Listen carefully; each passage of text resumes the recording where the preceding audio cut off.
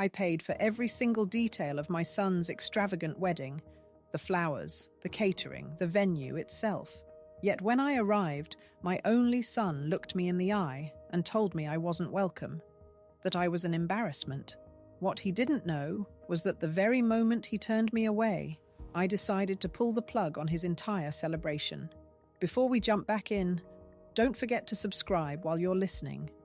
And let us know in the comments where you're tuning in from. Now, take a breath and listen closely. This is my story.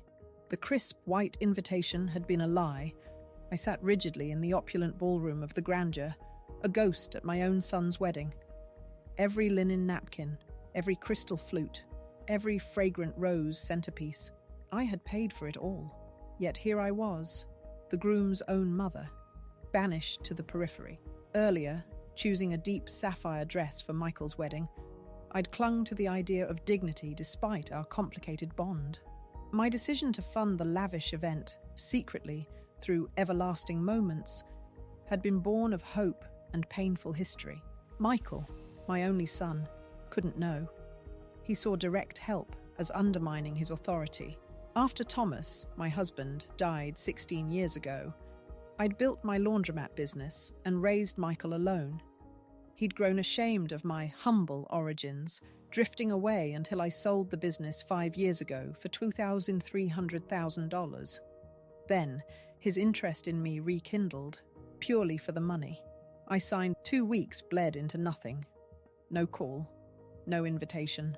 Still, I dressed that morning, a substantial honeymoon check tucked away, clinging to the naive hope that a mother couldn't truly be uninvited. The grandeur's lobby hummed. Guests swirled, but no familiar faces. Michael rarely introduced me to his elite circle.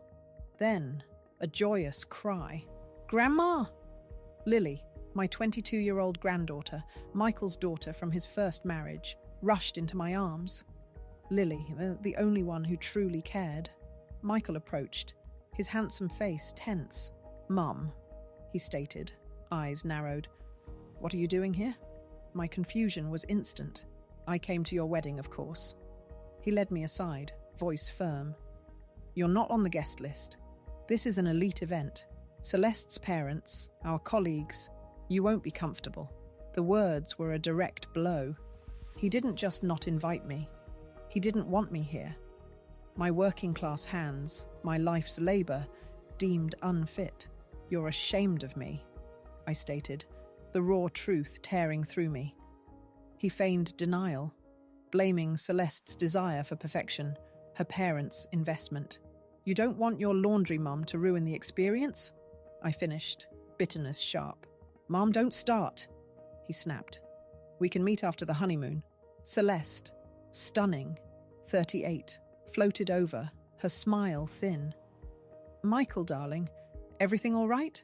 She dismissed me with a glance. "Oh, Mrs. Vance, shame you couldn't be at the ceremony. Perhaps some other time." I pleaded with my eyes for Michael to intervene. He stayed silent, avoiding my gaze. "I'm sorry, but you weren't invited." He mumbled, "Please go."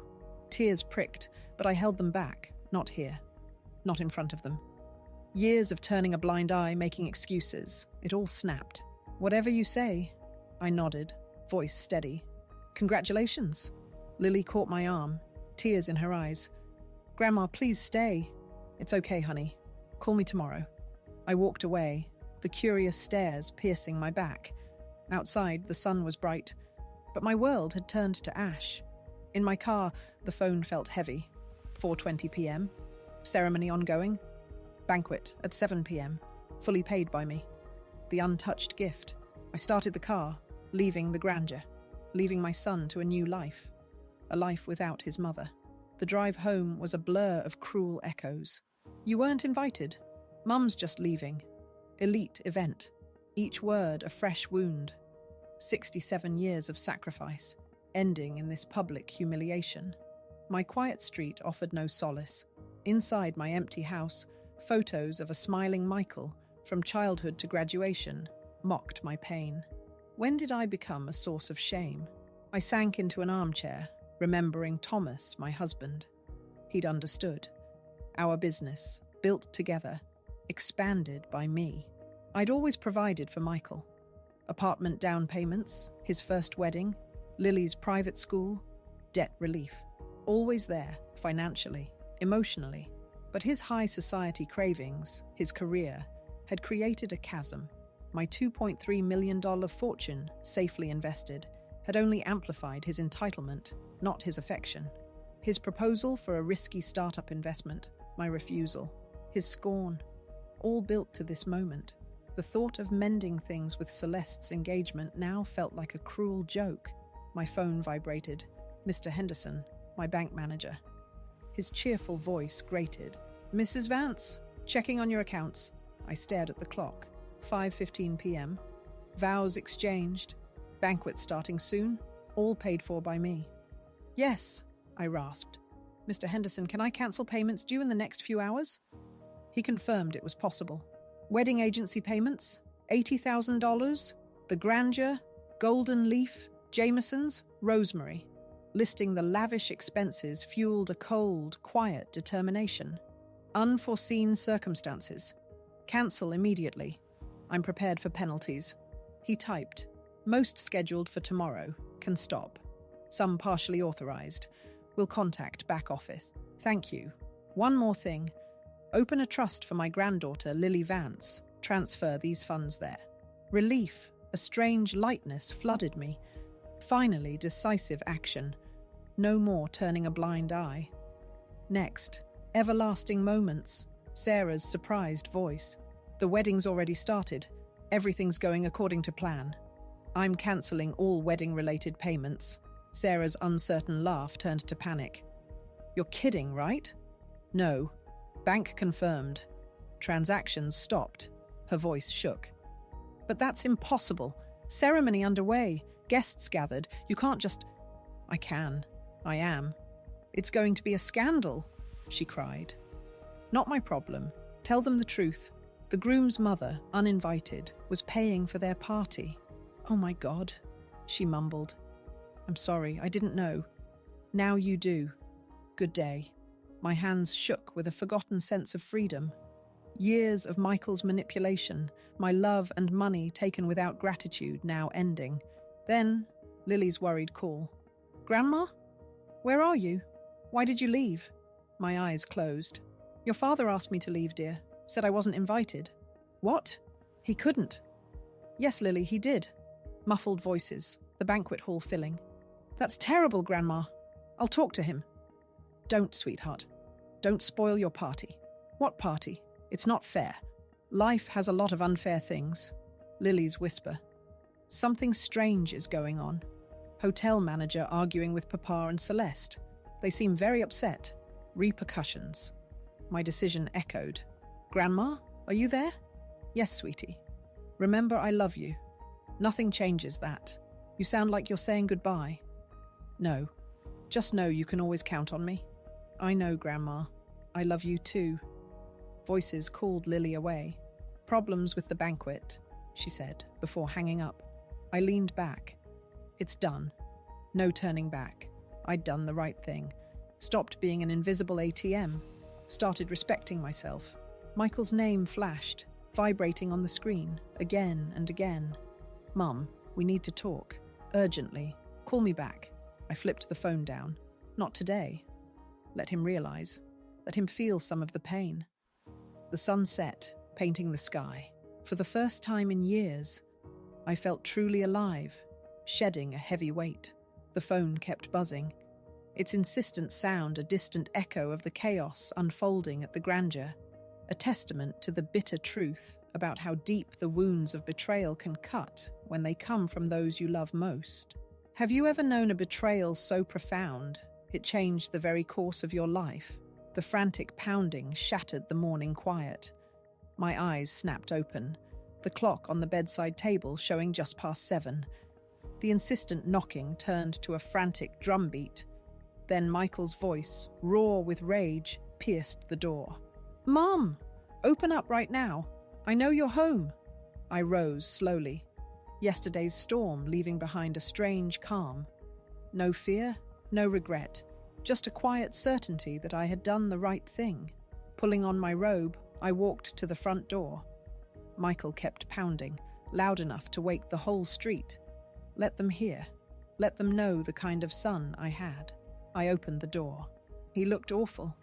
His suit wrinkled, hair disheveled, eyes bloodshot as if he hadn't slept. He jabbed a finger at me, pushing past me into the house. "You ruined my life." I closed the door quietly and turned to him. "Good morning, Michael," I said, my voice steady. "You're early." "Damn it, don't you dare!" he shouted. "Don't you dare stand there and pretend like nothing happened." I walked into the kitchen. I needed coffee. "I remember exactly what happened," I said, filling the kettle. "You asked me to leave your wedding, and I cancelled the payments I was making for your celebration." Michael followed me, his movements erratic. "You planned the whole thing.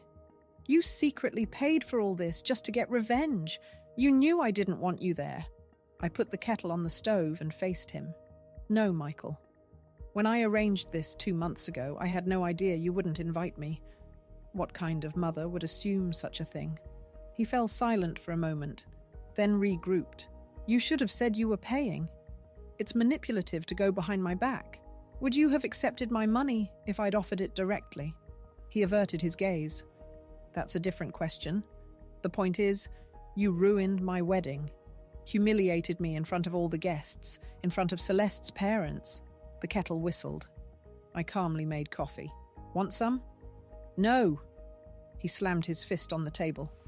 "I didn't come for coffee. I want to know why you did this to me." I sat at the table, cradling my cup. "Why did I do that? Why did you kick me out of your own wedding? Why were you ashamed of me in front of your elite guests?" "I wasn't ashamed," he mumbled, unconvincingly. "It's just, the wedding was planned for a certain circle. A circle your mother doesn't fit into," I finished for him. "Because I'm a simple woman who's worked with her hands all her life. Because I don't have a university education or high society connections. Because I embarrass you with my background." He tried to object, but no words came. He just waved a hand. "It doesn't matter. What's done is done. But you have to make it right. Fix it. Fix it how?" I raised an eyebrow. "Return the payments," he blurted out. "Call the bank, the agency, all the suppliers. Tell them it was a mistake." I sipped my coffee, the bitterness strong on my tongue. "It's too late, Michael. The money has been returned to my account. I received confirmation last night." "Then make new payments." He began pacing. "Celeste is hysterical. Her parents are threatening to cut ties. We had to spend the night in a cheap motel." I watched him, remembering the little boy who'd throw tantrums when he didn't get his way. So many years, nothing truly changed. "Where were you planning to spend your honeymoon?" I asked. He stopped, suspicion in his eyes. "What's that got to do with anything? Italy? 2 weeks? Flight leaves tomorrow?" I mean, it was supposed to. "And who paid for the trip?" "Me, of course. Celeste and I paid for it ourselves." "No." I shook my head. "I paid for that too. Through the same agency. It was all included in the total." Michael froze, his face draining of color. He sank slowly into the chair across from me. "What do you mean?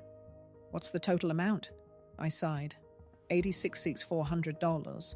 That's what your wedding and honeymoon in Italy cost, Michael. And it was all paid for by me." He stared, eyes wide. "That's impossible. You couldn't. Where did you get that kind of money?" "I sold the business 5 years ago, remember? For $300,000. I invested most of it, living off the interest. I can afford to spend some of it on my only son's wedding." His mind worked, processing the shocking truth. His old lady, mother, a wealthy woman. "Why didn't you tell me?" he finally asked. "Why did you hide your money?" "I wasn't hiding it," I answered calmly. "You never asked. You were only interested in what you could get from me. Remember that startup you wanted me to invest $200,000 in? It was a promising project," he defended himself. "Or we could have lost it all. I chose more reliable options, and as you can see, I didn't fail." His anger softened to confusion, even a flicker of respect. He looked at me with new eyes, seeing not just a mother, but an independent, successful woman. But the enlightenment was fleeting. Within a minute, his face shifted to the calculating mask I knew so well. He leaned forward, his voice turning soft, almost affectionate. "Mum, I understand you were offended. You had a right to be. I was wrong not to invite you. It was a mistake. I waited." This tactic was familiar. Admit fault, then make the request. "But you don't want my marriage to start with such a scandal, do you?" He continued, laying out his case. Celeste's innocence, her parents' influence, how they could help me in the future. "How could they help an old woman like me?" I asked, a touch of irony in my voice. He missed it entirely. "Jeffrey has connections. If you need a good doctor, a place in the best nursing home." I laughed aloud. "Nursing home? Really, Michael? I'm 67, in good health, with enough capital to live comfortably for the rest of my life. Why would I need a nursing home?" He flushed, but quickly regrouped. "I was just giving an example. The point is, we'd all be better off if you rectified the situation.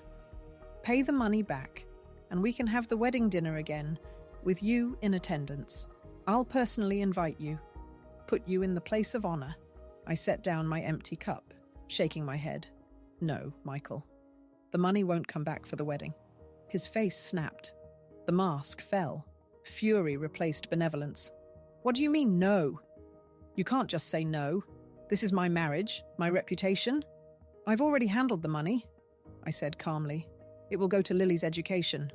Michael froze. "What?" "Last night, I opened a trust fund in Lily's name. $80,000 will be available for her education. College, master's, maybe a doctorate. She's 22. She's got her whole life ahead of her." "You can't do that," he exploded. "That money was meant for my wedding." "It was for your happiness," I corrected him. "But you made it clear your happiness didn't include me, so I found a better use for it." Michael leaped from his chair, his face crimson. "You're doing this out of spite, out of revenge. You want to ruin my life." I stood, meeting his gaze directly. "No, Michael. I'm doing this because for the first time in years, I've decided to respect myself. For years, I tolerated your neglect, your shame for me, your constant requests for money without a word of thanks.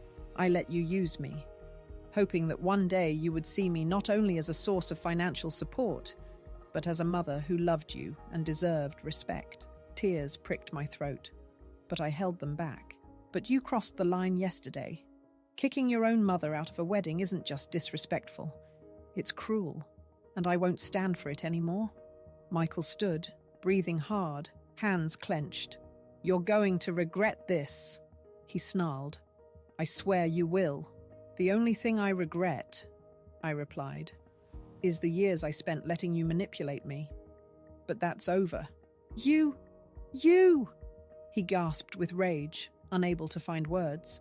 "What am I going to tell Celeste? Her parents? They're waiting for an explanation. Tell them the truth." I shrugged. "That you kicked your mother out of the wedding and she withdrew her financial support. Or make something up. You were always inventive with excuses." Michael grabbed a coffee cup from the table and hurled it to the floor.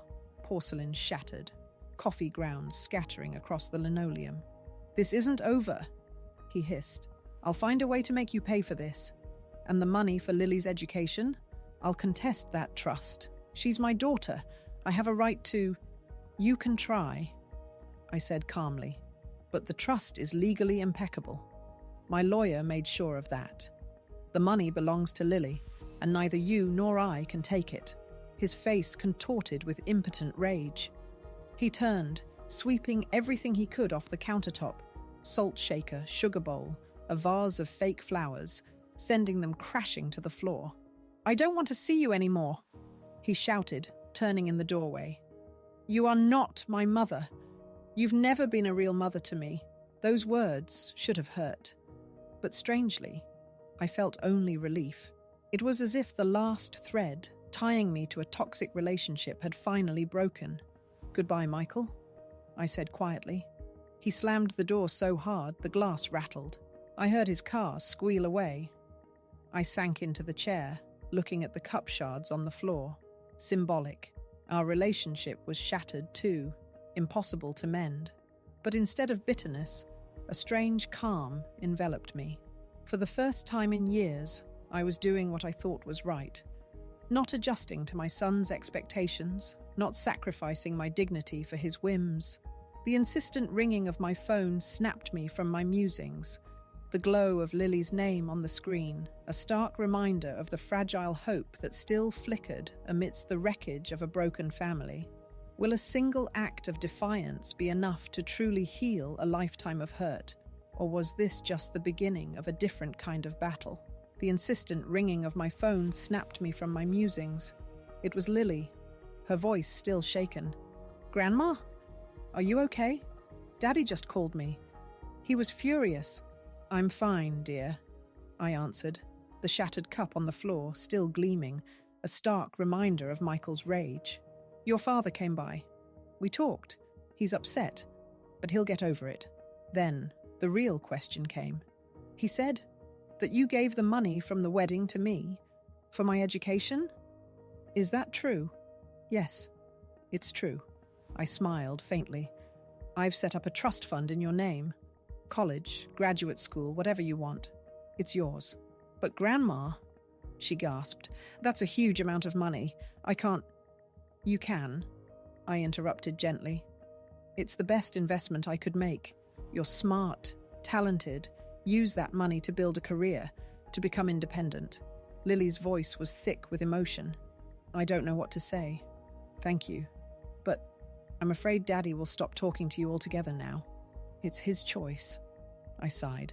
"I'll always be ready to reconcile if he truly wants to. But I won't take any more disrespect." "I understand," Lily said quietly. I'm on your side, grandmother. What he did at the wedding was awful." She then shared snippets of the chaos from the grandeur.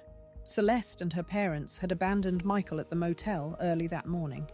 The wedding wasn't just ruined. The marriage itself seemed to teeter on the brink. After hanging up, I stared at the fragments of the cup, symbolic. Our relationship shattered.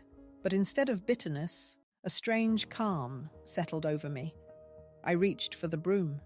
Perhaps it was time for a profound change. Wilmington held too many painful memories.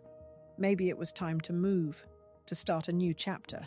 I opened a real estate website just to look, to explore possibilities. The phone rang. "Mr. Henderson." "Mrs. Vance, the trust fund for Lily Vance has been successfully executed. All paperwork's in, money transferred." My heart soared. "Your son called," he continued, trying to find out details, saying it was some kind of mistake. I sighed. "There's no mistake, Mr. Henderson. The trust was set up on my initiative. Entirely my wishes." That's what I told him. He confirmed. But he was persistent, threatened legal action. "Let him threaten," I replied calmly. "He has no grounds to challenge my disposition of my own funds." I returned to the real estate listings, now also browsing cruise tours. All my life, I'd dreamed of seeing the world, but always put it off. First family, then business, then Michael. It was time to live for myself. And for the first time in years, the thought sparked no guilt, only a quiet, resolute joy. Has there ever been a moment in your life when you realized it was finally time to reclaim your own dreams? 4 months. That's all it took to leave my old life behind. The sale of my Wilmington house was surprisingly swift, gone in 3 days at an above-market price. It felt as if fate itself pushed me toward this change, dissolving my past ties with remarkable speed.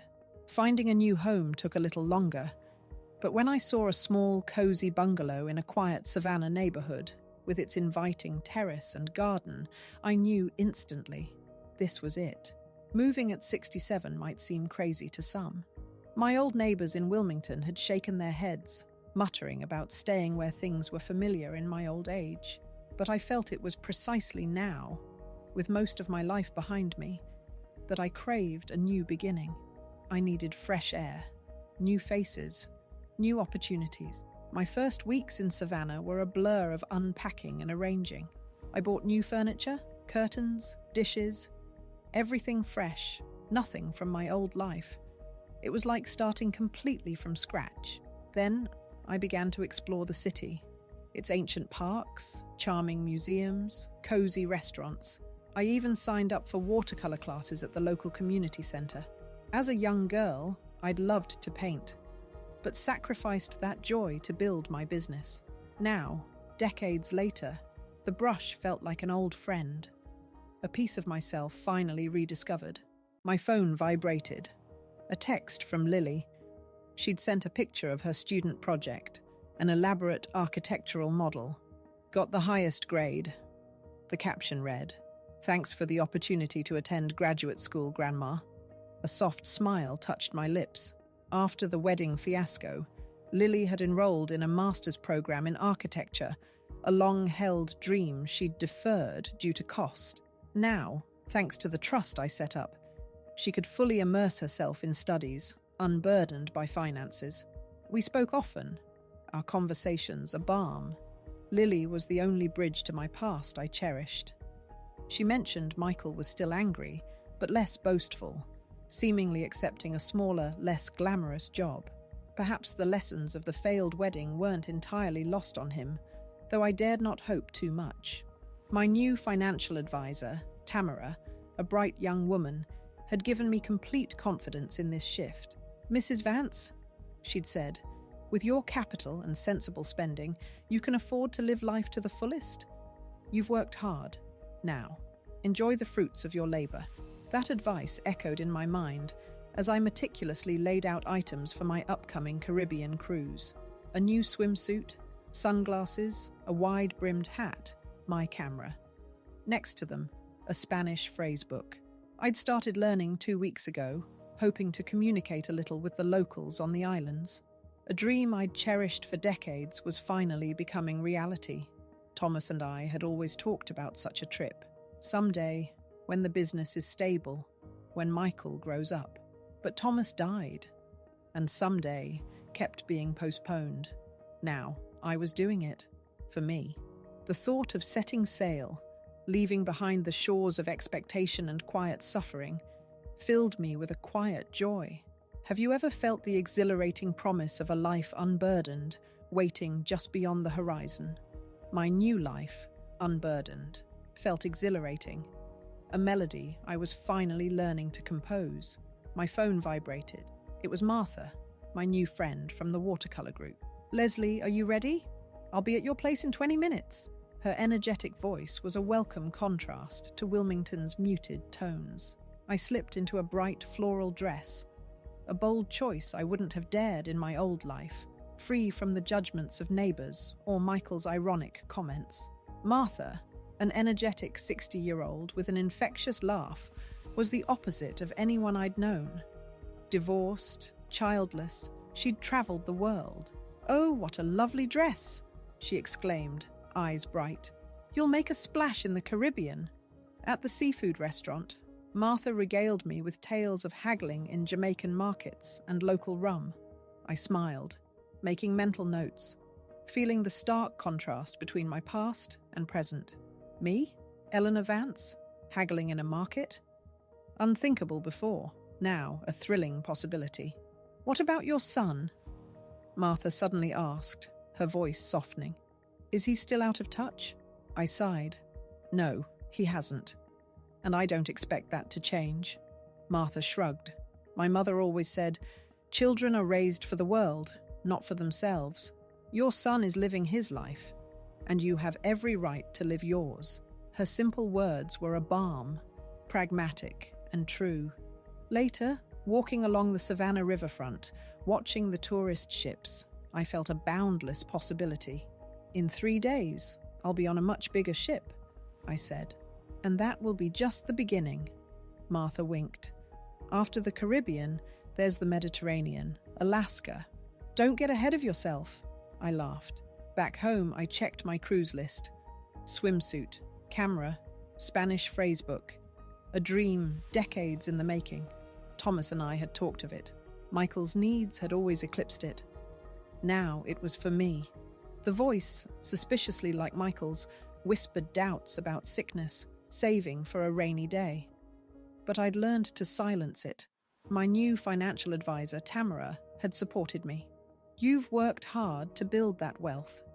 Now, enjoy the fruits of your labor.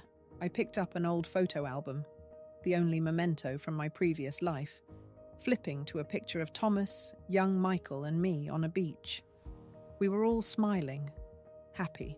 I hope you'd approve, Thomas, I whispered, tracing his face.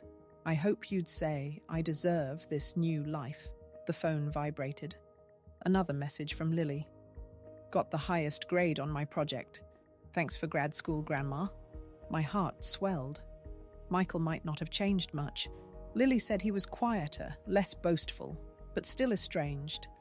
But my choice had opened a world for her. That chapter with Michael was closed. Now, a new life awaited, filled with new impressions, new discoveries. My own life. Standing on my new Savannah terrace, under a sky studded with stars, jasmine scenting the air, I felt a profound calm. Thank you, I whispered to the night, to fate, to myself. At 67, I was finally living the life I'd always wanted. But what does it truly take to embrace such a radical personal transformation, especially when it means severing ties that once defined you? The Savannah night sky, studded with 1,000,000 distant stars, seemed to whisper promises of journeys untold. I breathed in the sweet scent of jasmine from a neighbor's garden, a new fragrance for a new life. In 3 days, I would be on that cruise ship, heading for the Caribbean, a dream I'd cherished for decades, finally taking shape. Thomas and I had often talked about it. Someday, when the business is stable, when Michael grows up. But Thomas died, and someday kept being postponed. First for work, then for obligations to my son. Now, I was finally doing it, for me.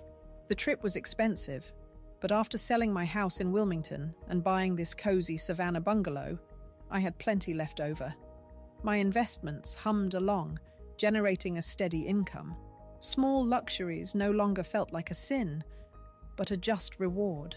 That nagging voice, suspiciously like Michael's, still tried to surface. What if you get sick? Who will take care of you in a foreign city? Wouldn't it be better to save for a rainy day? But I had learned to silence it. Life was too short to constantly postpone happiness. My new financial advisor, Tamara, fully supported me. Mrs. Vance, she'd said, her voice confident, with your capital and sensible spending, you can afford to live life to the fullest and still maintain a financial safety cushion. You've worked hard to build that wealth. Now it's time to enjoy the fruits of your labor. I laid out the items I planned to take. A new swimsuit, the first one I'd bought in years, its bright pattern a stark contrast to my old sensible choices. Sunglasses, a wide-brimmed hat, my camera. Next to them, a Spanish phrase book, its pages already dog-eared from 2 weeks of study. I wanted to communicate, even a little, with the locals on the islands. My phone vibrated. It was Martha. Leslie, are you ready? I'll be at your place in 20 minutes. Her energetic voice was a welcome comfort. Yes, Martha, I'm ready, I replied, a genuine smile in my tone. I went to change, pulling a light floral dress from my closet. Another recent purchase, something bright and youthful. In Wilmington, I wouldn't have dared wear it, afraid of the neighbors' judging stares or Michael's sarcastic comments. But here in Savannah, I was free. No one knew me as Michael's mother, or the Vance widow who keeps to herself. I was simply Eleanor, a new resident taking painting lessons and learning Spanish. Martha arrived exactly on time. She was 60, with a sharp, short haircut and an infectious laugh, the complete opposite of my old friends.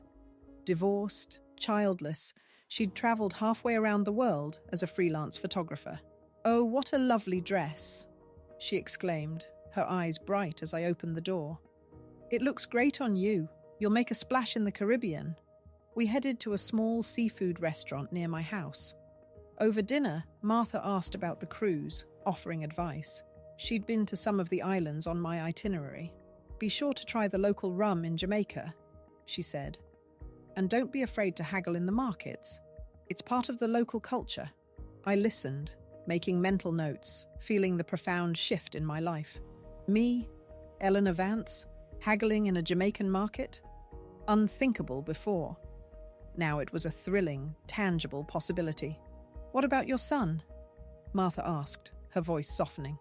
She knew the general outline of my conflict with Michael. Is he still out of touch? I sighed. No, he hasn't.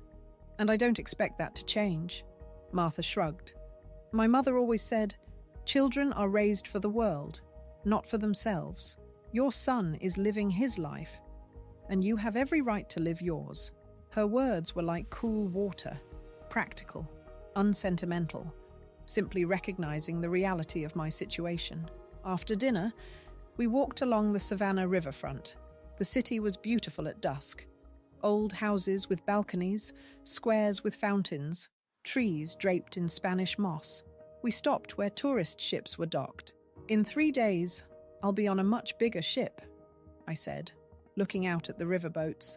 And that will be just the beginning. Martha winked. After the Caribbean, there's the Mediterranean, Alaska, Scandinavia. Don't get ahead of yourself, I laughed. Let me handle this cruise first. We said goodbye outside my house. Martha hugged me, promising to drop me at the airport on departure day. And bring me a magnet from Barbados, she shouted, getting into her car.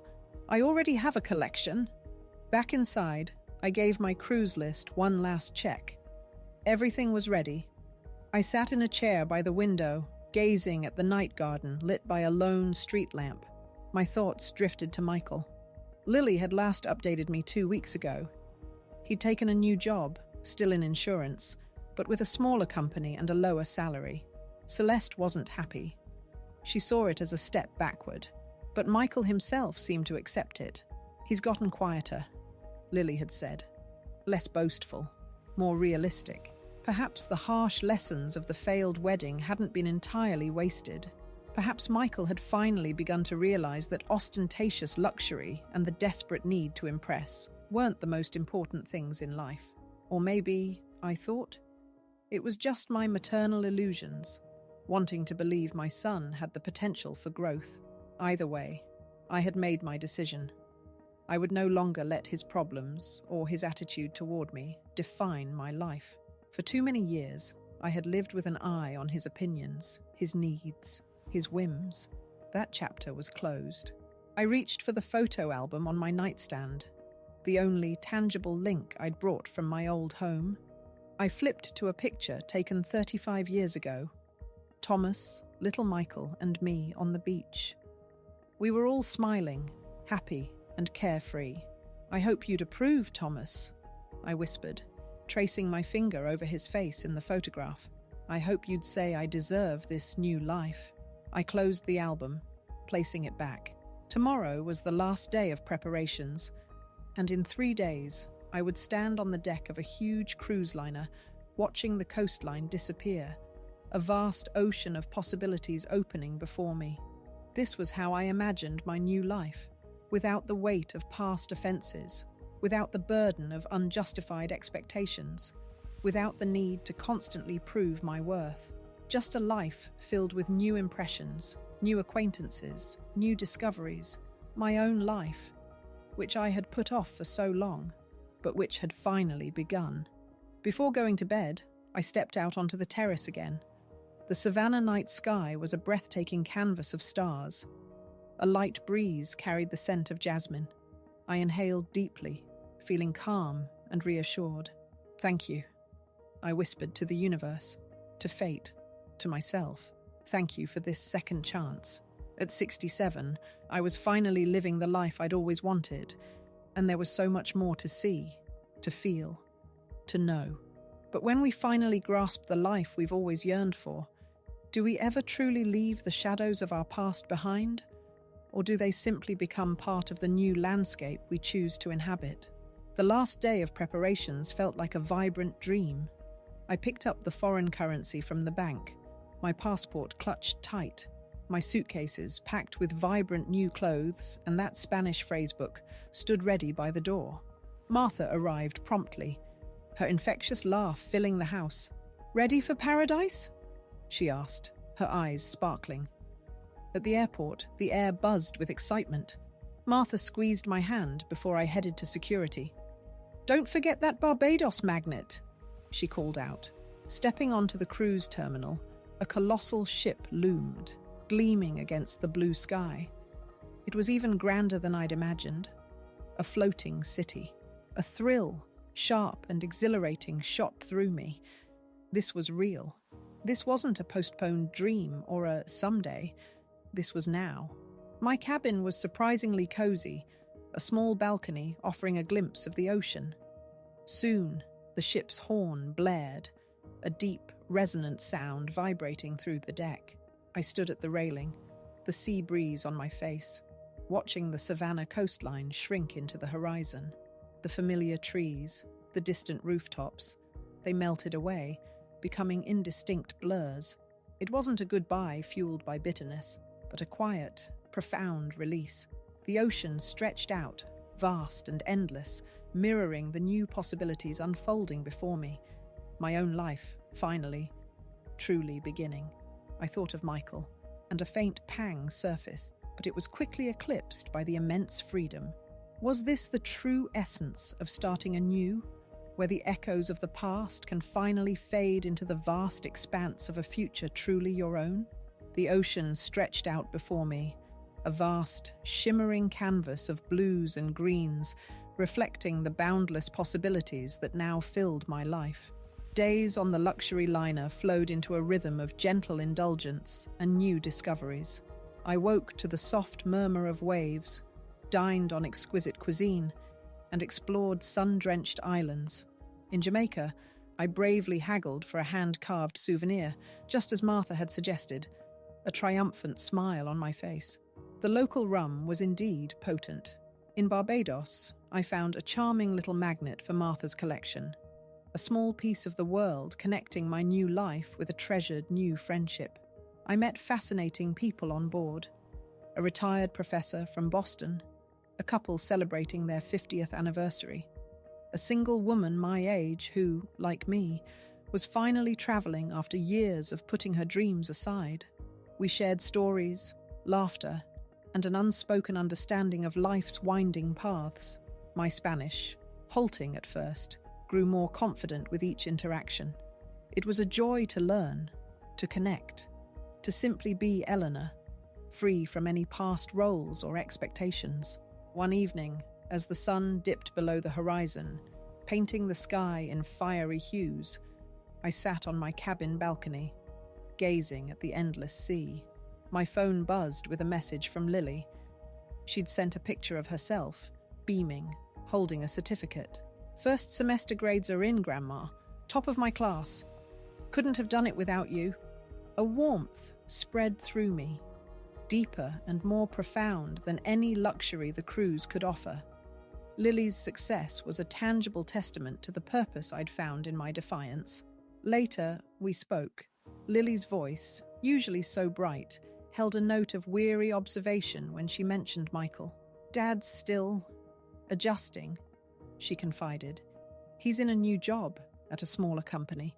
Celeste is still pretty upset about how things went. They did have a small ceremony a few weeks later, just family, at a restaurant, but it wasn't the same. She's constantly reminding him of his failures. He's quieter, less boastful, I guess." I listened, a faint ache in my chest, quickly overshadowed by a sense of calm. Michael had chosen his path, and the consequences were his alone to bear. I offered no sympathy, no judgment. His journey of self-reflection, if it was happening, had to be his own. I thought of my conversation with Michael that morning after the wedding. His furious face, his hurtful words. "You are not my mother. You've never been a real mother to me." Those words had once held power, twisting the knife of my deepest fears. But now, in the gentle rocking of the ship, under a sky full of foreign stars, they were just echoes, powerless. I had been a mother. I had given everything. And when that love was used as a weapon, I had found the strength to draw a line. My new financial advisor, Tamara, had been right. I had worked hard.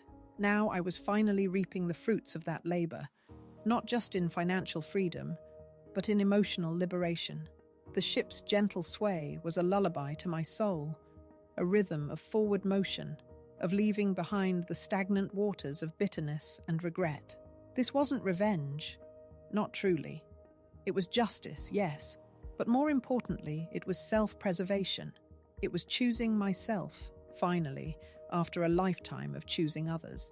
The cruise ended too quickly, but the feeling it ignited within me lingered. Back in Savannah, the jasmine-scented air of my new home felt even sweeter, the colors in my watercolor paintings more vivid. My Spanish lessons continued.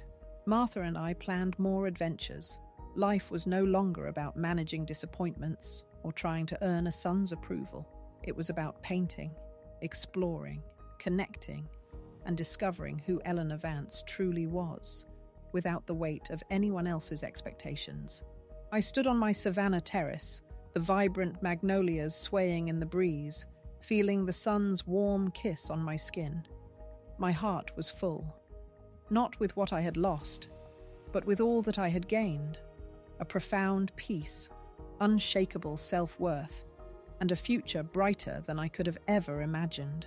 It was a life I had postponed for too long, but one that had finally blossomed, proving that sometimes the greatest betrayals lead to the most liberating awakenings.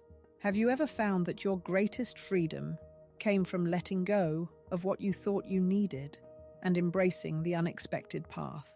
Share your story in the comments below. Your voice matters, and if Eleanor's journey resonated with you, please consider subscribing to join